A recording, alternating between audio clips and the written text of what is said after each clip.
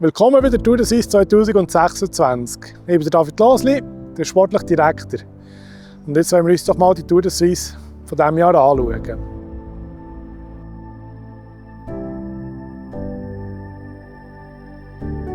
Die erste Etappe die startet in Sondrio. Ein schwerer Auftakt für die Frauen wie für die Männer. Am Anfang geht es zwar noch flach los, aber nach 50 km ist Schluss. In diesem Valtellina geht es wirklich permanent nur noch bergauf und bergab.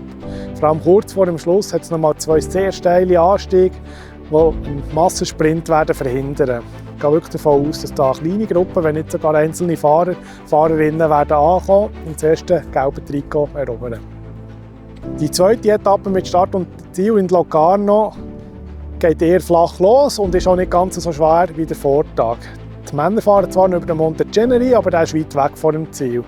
Dann alles flach ins Val di Blenio hinterher und wieder Retour nach Locarno. Aber auch da wird es nichts für die Sprinter geben.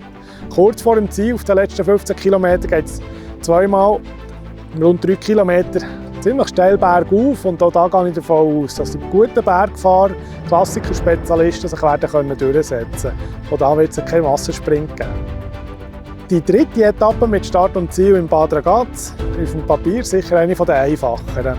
Bei den Frauen kaum Höhenmeter und kaum Bergpreis. Da kann ich wirklich davon ausgehen, dass ein Massensprint und eigentlich die einzige Chance für die Sprinterinnen wird geben.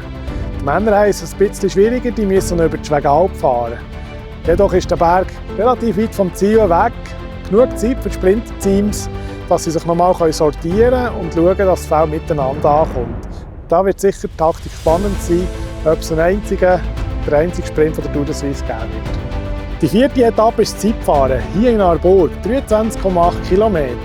Es ist mehr oder weniger ein flaches Zeitfahren, also wirklich etwas für die Spezialistinnen und Spezialisten auf dem Zeitfahrvelo. Hier lässt sich die Zeit gut machen, aber natürlich auch verlieren, wenn es nicht gut läuft an diesem Tag.